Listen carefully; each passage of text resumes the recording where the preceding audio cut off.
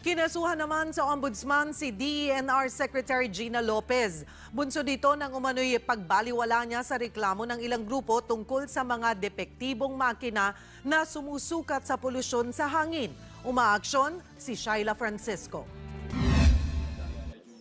Reklamong graft and corruption ang sinampa ng dalawang grupo kay DENR Secretary Gina Lopez sa Ombudsman. Ayon sa United Filipino Consumers and Commuters at Airboard Company, naging pabaya umano ang kalihim sa pag-imbestiga ng mga depektibong air quality monitoring systems na binili ng Environment Management Bureau noong nakaraang administrasyon. Inireklamo rin ng ilang opisyal ng DENR kaugnay dito.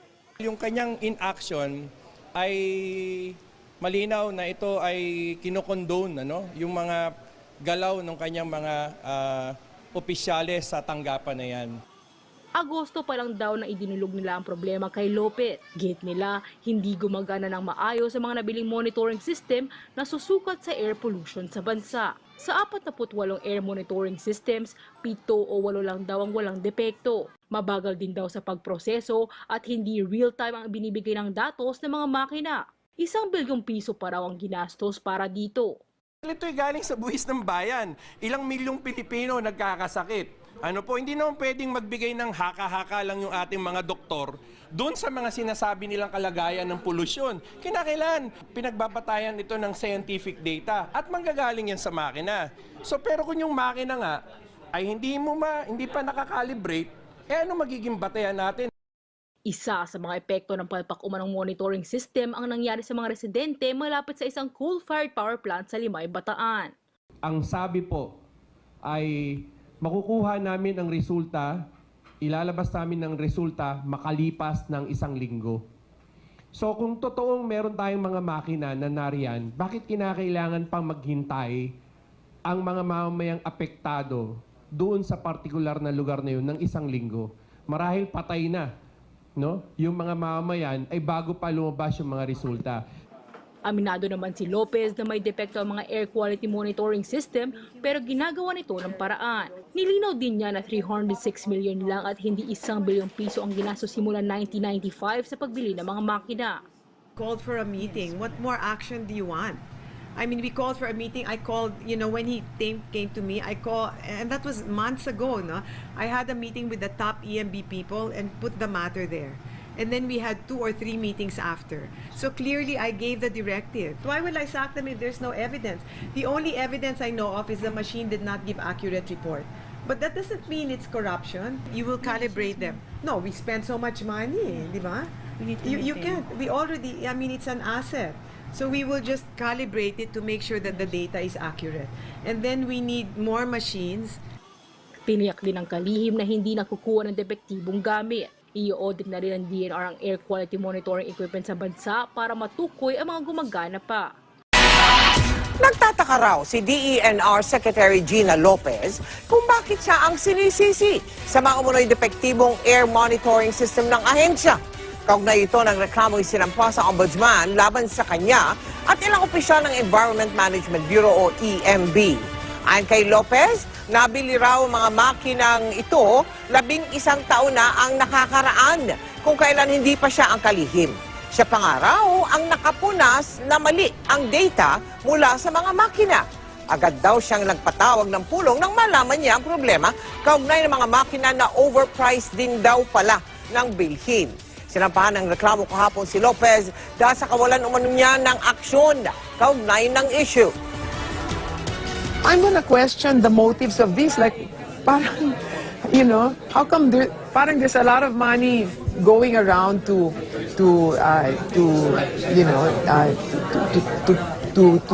put dents in my credibility? Iginiit ni DENR Secretary Gina Lopez na hindi napapabayaan ng ahensya ang trabaho nitong protektahan ang kapaligiran at tiyakin ang maayos na paggamit sa likas na yaman ng bansa. Sinabi ito ng kalihim matapos ipanukala ang pagkakaroon ng magkahiwalay na departamento para sa environment at para sa natural resources. Si Julius Disamburon sa detalye. Hindi pabor sa Environment Secretary Gina Lopez sa planong paghahati ng kanyang tanggapan. Sa kasagsagan ng appropriations hearing ng DENR sa Kongreso, tinanong ni Party List Representative Harry Roque ang reaksyon ni Lopez sa balak na pagbuo ng Department of Environment at Department of Natural Resources. Paliwanag ni Roque, may conflict daw sa pagitan ng regulatory functions ng DENR sa aspeto ng pagprotekta sa kapaligiran at ang hatbang nito sa maayos na paggamit sa likas na yaman ng bansa. Because there seemed to be a natural conflict between department that seeks to protect the environment and a department that seeks to promote ultimate use of natural resources. No? Now, using mining as a case study, this is very apparent. No?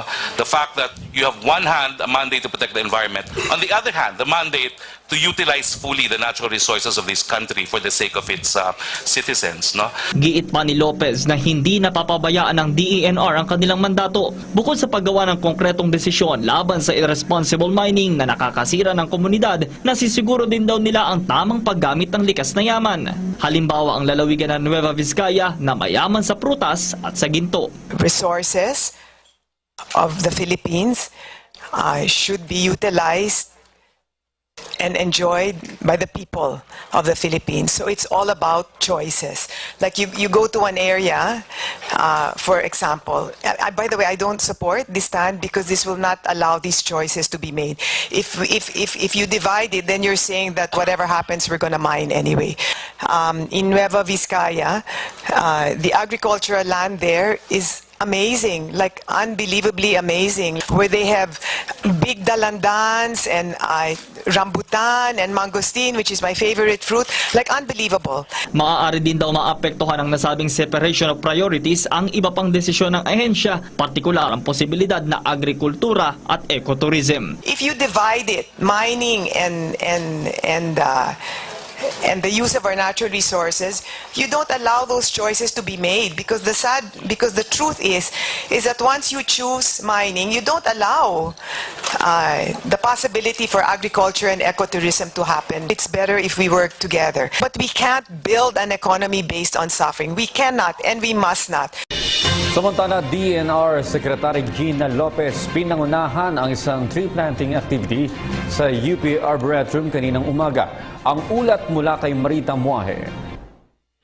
Isang nationwide tree planting marathon sa UP Arboretum ang pinangunahan ngayong umaga ni DENR Secretary Gina Lopez at isang malaking economic potential ang nakikita niya sa lugar na ito. Ang feeling ko dito parang may potential itong place kasi it's just here, no, in the middle of the city, and I want to work together with Beta Sigma fraternity and UP na talagang make this an ecological paradise. Ayon kay Secretary Lopez, napakagandang gawing ecotourism site ang 17 ektaryang ito. Ibinigay na halimbawa nito ang La Mesa Watershed at ang Eco Park doon na kumikita umano ng 40 milyong piso kada taon. Kinakailangan lamang daw na pagandahing mabuti ang lugar at magtanim pa ng maraming halaman. May 500 pamilya ang nakatira sa lugar na ito na pag-aari ng University of the Philippines at sinabi ni Lopez na walang dapat maiwan sa pag-unlad.